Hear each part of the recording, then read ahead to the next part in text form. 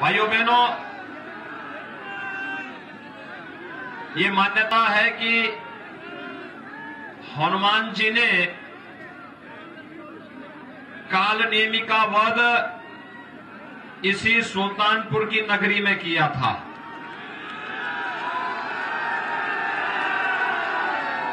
और जब चुनाव में हम हैं तो मेरा आप सबसे आह्वान होगा कि चुनाव का आपका सबसे बड़ा हथियार है एक वोट। राजनीति के जो कालनेमी हैं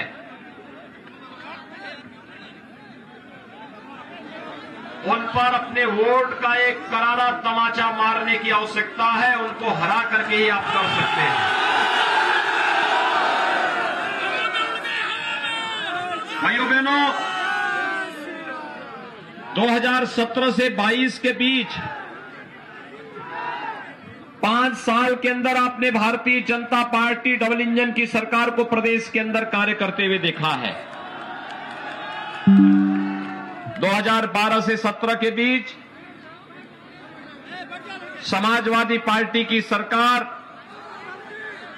और 2007 से 12 के बीच बहुजन समाजवादी पार्टी की सरकार भी थी। भाइयों बहनों, भारतीय जनता पार्टी ने जो कहा वो करके दिखाया। भारतीय जनता पार्टी जो कहती है वो करके दिखाती है। और यही कारण है कि जिस प्रदेश में 2017 के पहले सुरक्षा एक चुनौती थी, जिस प्रदेश में हर दूसरे तीसरे दिन एक दंगा होता था, जहां पर आस्था का अपमान होता था, और जिस प्रदेश में पेशेवर दंगाई, गुंडे और अपराधी पूरे प्रदेश के अंदर अराजकता का तांडव करते थे। बेटियां स्कूल नहीं जा पाती थी, महिलाएं बाजार नहीं जा पाती थी। आज वही प्रदेश आपके सामने है। देश के अंदर कानून व्यवस्था की एक नजीर प्रस्तुत करता उत्तर प्रदेश नए भारत का नया उत्तर प्रदेश बनने की ओर अग्रसर है। मैं आपके सुल्तानपुर में आने के पहले अयोध्या में था।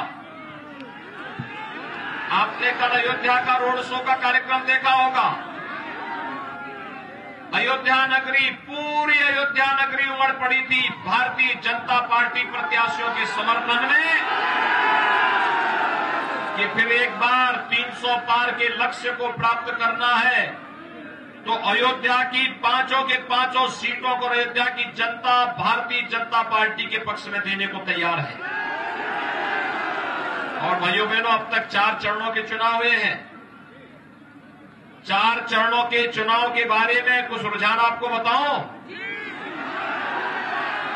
4 चरणों के चुनाव परिणाम तो 10 तारीख को आएंगे, लेकिन रुझान अब तक बताते हैं। रुझान इसी से अंदाजा लगा सकते हैं कि विपक्ष के तमाम नेताओं ने अभी से विदेश भागने के लिए अपने टिकट 11 तारीख के बुक करा दिए हैं। उन्होंने पहले से बुकिंग कर दी है। और इससे ज्यादा परिवर्तन और क्या हो सकता है। जो लोग पहले राम भक्तों पर गोली चलाते थे और अपनी जेब में तमंचा लेकर के राम भक्तों पर गोली चलाते थे, अब वे भी बजरंगबली की गदा लेकर के घूम रहे हैं। और भाइयों बहनों, आप देखना, इस चुनाव में जब वे बुरी तरह परास्त होंगे तो अगली बार वे अयोध्या में कार सेवा करते हुए दिखाई देंगे। आप भी चाहते हैं ना इन लोगों को एक कार सेवा में आए।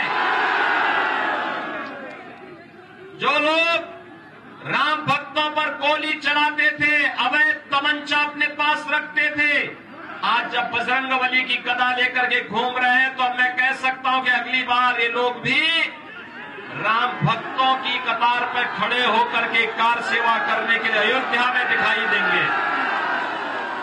और अगर ये चाहते हैं इसके लिए अयोध्या में राम मंदिर के निर्माण कार्य और तेजी से हो, इसके लिए भारतीय जनता पार्टी की सरकार फिर से उत्तर प्रदेश में आवश्यक है। भाइयों बहनों, मुझे सुल्तानपुर वासी एक बात बताएं, आपको बिजली मिलती कि नहीं मिलती है? आज आ रही है, 2017 के पहले आती थी। 2017 के पहले तो बिजली की भी जाति और मजहब हुआ करता था। ईद और मुहर्रम होता था तो बिजली आएगी, और नहीं तो होली और दीपावली के अवसर पर गायब हो जाती थी। ये सच है ना? मैं सच बोल रहा हूं ना? यही होता था ना? लेकिन भाइयों बहनों, अब तो सबको बिजली, पर्याप्त बिजली है ना, अब कोई भेदभाव तो नहीं होता है। देखना, आजादी के बाद जिन गांवों में बिजली नहीं लग पाई थी, हमने वहां भी बिजली पहुंचाई। जो गरीब अपने घर में बिजली नहीं कनेक्शन ले सकता था, हमने फ्री में बिजली के कनेक्शन उपलब्ध करवाए। और कोरोना महामारी से दुनिया जूझ रही है, लाखों लोग मर गए हैं कोरोना के कारण। लेकिन भाइयों बहनों, प्रधानमंत्री मोदी जी के नेतृत्व में कोरोना प्रबंधन कैसे होना चाहिए? जीवन भी बचाया, जीविका को ही बचाया। और भाइयों बहनों, यही नहीं, हम लोगों ने फ्री में टेस्ट किए, फ्री में उपचार दिया, फ्री में वैक्सीन, सबको वैक्सीन। कितने लोगों ने वैक्सीन ली है? आप मुझे बताइए, वैक्सीन का पैसा तो नहीं लगा, फ्री में मिली है ना? अगर यही वैक्सीन सपा बसपा की सरकार होती, भाइयों बहनों, मार्केट में ब्लैक हो जाती। वैक्सीन मार्केट में ब्लैक हो जाती, गरीब को कुछ नहीं मिलता। और यही नहीं, फ्री में वैक्सीन, सबको वैक्सीन। डबल इंजन की सरकार है, डबल डोज राशन का भी मिलना होगा गरीबों को। मिलना है ना? महीने में 2 बार राशन, दाल भी, रिफाइंड तेल भी और नमक भी। मुझे बताइए, 2017 के पहले पैसा कहां चला जाता था? इस सारा का सारा पैसा भाइयों बहनों, हाईवे हो, सुल्तानपुर में तो पूर्वांचल एक्सप्रेस वे भी सुल्तानपुर होते हुए जा रहा है। ये एक्सप्रेस हाईवे हो या अयोध्या, सुल्तानपुर, प्रतापगढ़, प्रयागराज के बीच में एक 4 लेन की कनेक्टिविटी चित्रकूट तक पहुंचाने का कार्य, इंफ्रास्ट्रक्चर डेवलपमेंट के जो बड़े कार्य हो रहे हैं। आज तो सुल्तानपुर को मेडिकल कॉलेज भी बनना है ना सुल्तानपुर में। अब आजादी के बाद क्यों नहीं बन पाया? भाइयों बहनों, ये मेडिकल कॉलेज का पैसा, गरीबों के लिए राशन का पैसा, सबको वैक्सीन, फ्री में वैक्सीन का पैसा, या गरीबों के लिए मकान हो, या फिर यहाँ की चीनी मिल को चलाने का कार्य, ये भारतीय जनता पार्टी की डबल इंजन की सरकार कर रही है। कर रही है ना?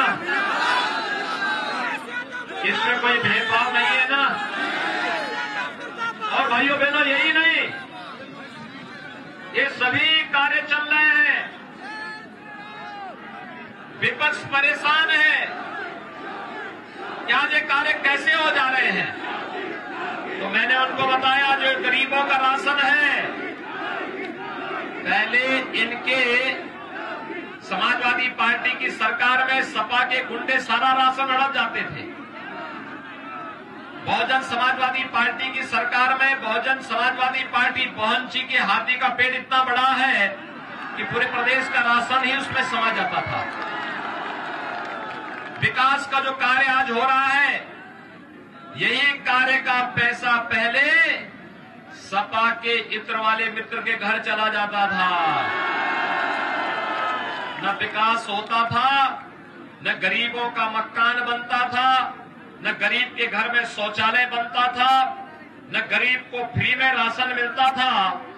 और परिणाम क्या था? प्रदेश में अराजकता थी, भूख से मौतें होती थी, किसान आत्महत्या करता था।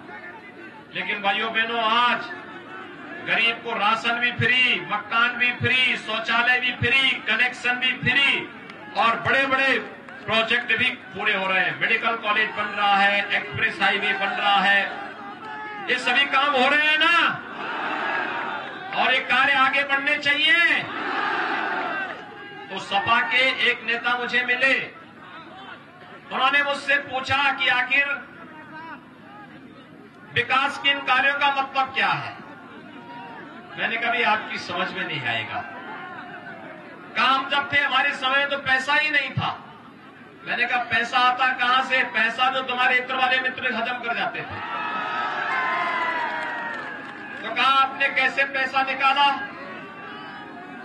मैंने कहा, देखो, आज तो एक्सप्रेस हाईवे भी है, मेडिकल कॉलेज भी है, गरीबों के लिए मकान भी है, सारी योजनाएं हैं। पैसे की कमी नहीं, सरकार की नियत में कमी थी। और सरकार आज जो कार्य करा रही है, ये कार्य पैसा कहीं बाहर से नहीं, उत्तर प्रदेश से ही आ रहा है। तो उन्होंने कहा, विकास हमने भी कराया है। मैंने कहा, कौन सा विकास कराया है? तो उन्होंने कहा, साहब हमने एक विकास कराया। मैंने कहा, क्या? कुछ तो बताओ। कहा, साहब हर गांव में दिखाई देगा। मैंने कहा, क्या? कहा, साहब समाजवादी पार्टी ने कब्रिस्तान की बाउंड्री भी बनाई थी। यानी कब्रिस्तान की बाउंड्री के सिवाय समाजवादी पार्टी कुछ भी विकास नहीं बता सकती। और भाइयों बहनों, यहां जब भाजपा की बात होती है तो गिनाते गिनाते गिनाते गिनाते इतनी योजनाएं हम बता सकते हैं कि व्यक्ति उनको गिन नहीं सकता। लेकिन सपा के नेता बहुत जगते, उन्होंने कहा, साहब पैसा कहां से आता है? मैंने कहा, देखो, पैसे का राज है, सरकार की नियत साफ है, काम दमदार है और दमदार काम के लिए जनता जनार्दन का आशीर्वाद है। और आशीर्वाद जब है तो भाइयों बहनों, उसमें हम लोगों ने एक यंत्र विकसित किया है। वह एक्सप्रेस हाईवे भी बनाता है और माफिया और अपराधियों को भी रगड़ता है।